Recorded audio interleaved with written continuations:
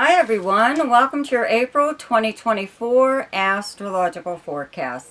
So the big news this month is the new moon total solar eclipse in Aries on the 8th. So I will be starting your forecast off with that when you get to it, okay, each individual sign. But also on April 1st, Mercury in Aries turned retrograde and will stay that way up until the 25th when it turns direct. And then on the 5th, Venus moves into Aries, okay? So by the time this eclipse comes along, there will be the Sun, Venus, and Mercury and a new moon all in Aries. So wherever you have Aries in your chart is going to be pretty active for a while, okay? The Sun in Aries up until 19th, right? And then it moves into Taurus on the 19th, and there's a full moon in Scorpio on the 23rd. Then on the 25th, Mercury turns direct in Aries. Then on the 29th, Venus moves into Taurus, and Venus is the ruling planet of Taurus, so it does really well when it's in its own sign. And on the 30th, Mars moves into Aries, and Mars is also the ruler of Aries, and it does really well when it's there. So, I would like to remind everyone that the weekly forecast is now like a daily forecast, but it only occurs when there is a major aspect for that day. So that's why there isn't a daily video. But we're still calling it like the weekly forecast or whatever. Whatever you want to call it, okay? So be sure to check out my daily forecast shorts. Okay, they're just a short video. And a special shout out to my subscribers. Thank you so much for all your support, your likes and shares and comments and your donations. Everything you guys do for me helps my channel to grow. Okay, I really, really appreciate it. So, now for your forecast. Hi, Sagittarius. Okay, so this month's new moon solar eclipse in Aries is happening in your 5th house, where you have the sign of Aries, okay? This is the house of fun and romance, creativity, gambling and speculation, any form of entertainment, art. This is where drama and dance falls, you know, physical activity, parties, anything to do with children, any kind of collaboration possibly, or just anything creative, okay?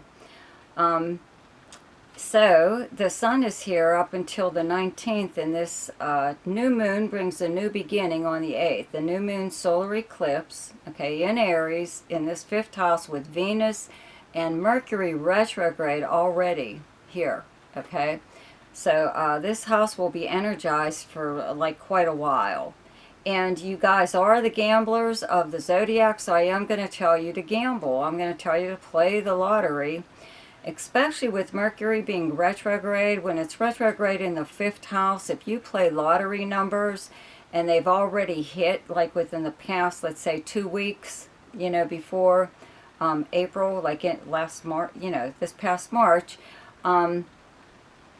or whatever, if you play the same numbers all the time, don't drop them, you know, because it hit.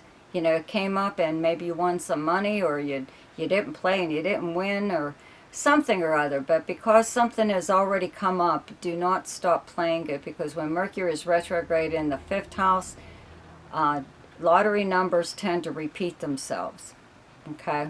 So just saying, you know, you don't have to, but I'm just saying.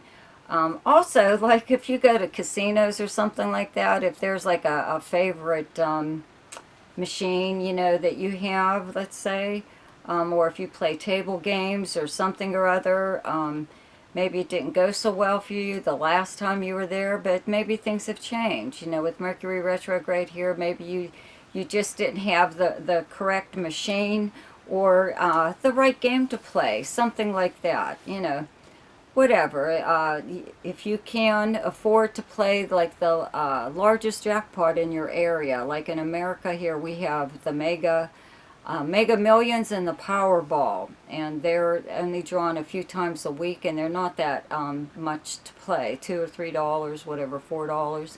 So just play the biggest jackpot, okay? Also, as far as speculation goes, it's a time to speculate on yourself, okay? Some of the things that you know you can do, but you just haven't done lately anyway. You know, maybe it's something you used to do in the past, some kind of hobby that you had, or something that you did for fun. Maybe you were a dancer, maybe you don't dance anymore, maybe you were an actor and you haven't done anything. You know, that's like part of your past in a way, you know, even though it's still an interest of yours, you know, it's time to take it up again.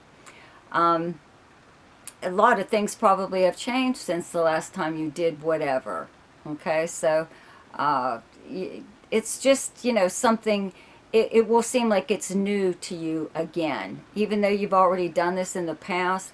Or you could actually just try something new at this time. You know, something you've always wanted to do but never really tried. You know, now is the time to do something like that. But again, there's a new like beginning kind of, because this is a new moon also. A new moon will bring a new beginning in this area of your life. So it could be, you know, with creativity, and there's a new aspect to something that you used to do, okay, that kind of makes it either easier or funner, or more fun, if that's a word, funner. Um, and also, you know, well, that's with anything creative. As far as romance goes, you know, Venus is here also, you know, so that's kind of like right out there too, you know, with Mercury being retrograde. It does affect all kinds of communications. So even if you are like in a collaboration, as far as we're back to creative again, okay, make sure in your discussions with someone, if you're in a collaboration, that they clearly understand your vision, okay?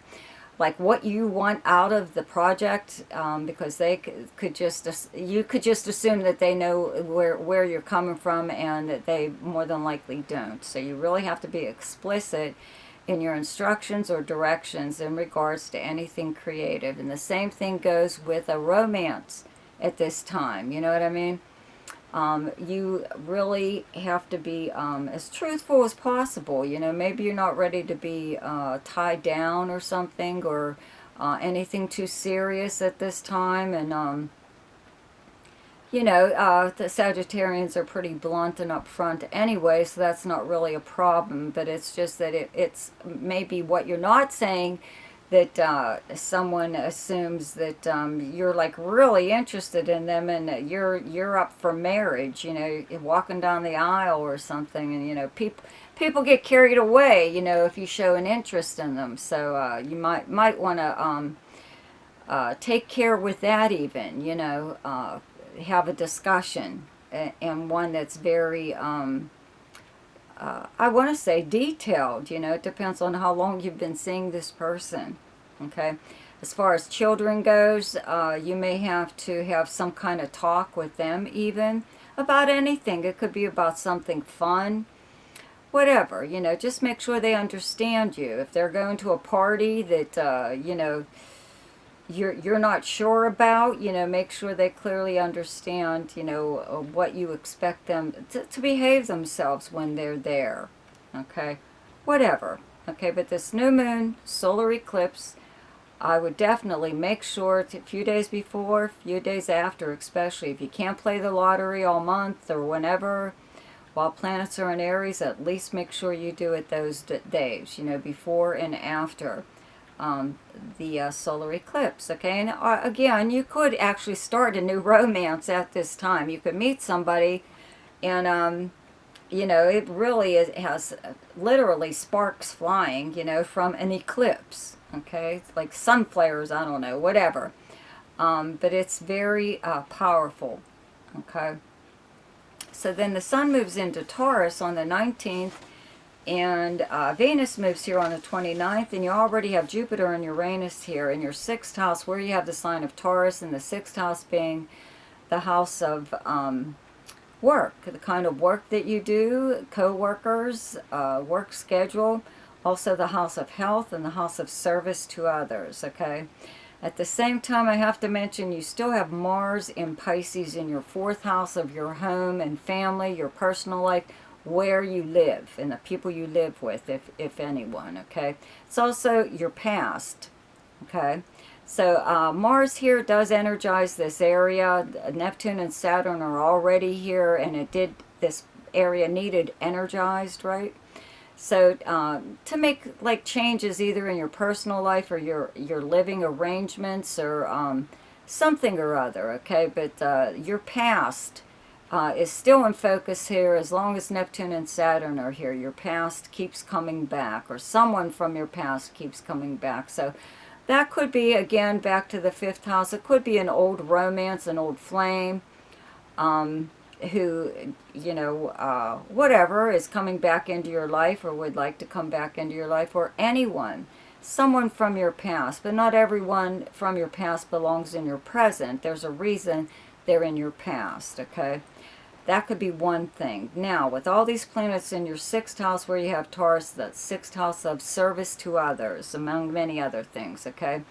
You could have, you know, someone, I always say the service to others is someone needs your help and they ask you for a favor, and in turn agree to do something for you, so you both benefit from the arrangement. So this could be one of those times where, but your home may be involved. Someone may want to stay with you, or they may want you to, you know, go to their home and do something, like, I don't know, water their plants if they're out of town, or babysit, or, you know, something or other. So you really have to think about if you're up for doing this. You know, it's just something to think about, okay? Other than that, with Jupiter and Uranus traveling here, you know, I've said already quite a few times that, you know, this is your opportunity to become self-employed if you do work for someone else, okay? Having Uranus here, it does make you, you know, really be like kind of creative about doing something like that, having some kind of side venture that may possibly have been a hobby that is now, you know, making you money, or will be your main source of income. Okay, with Jupiter here, that helped to open that up even more, bring in more opportunities for clients or anyone that could be interested in whatever it is that you do. So that like continues at this time. It increases even, and a lot of times before a planet leaves a sign, it creates one last aspect, you know, to let you know it was there, okay, to make sure you really get the benefit of that planet. So Jupiter is moving into Gemini, your opposite sign, in your 7th house, okay, in May. It's going to move, so you're going to benefit from that, yeah, like even more. But before Jupiter leaves your 6th house, of the kind of work that you do, it may just give you one last push, you know, one last drop of good fortune as far as your work goes.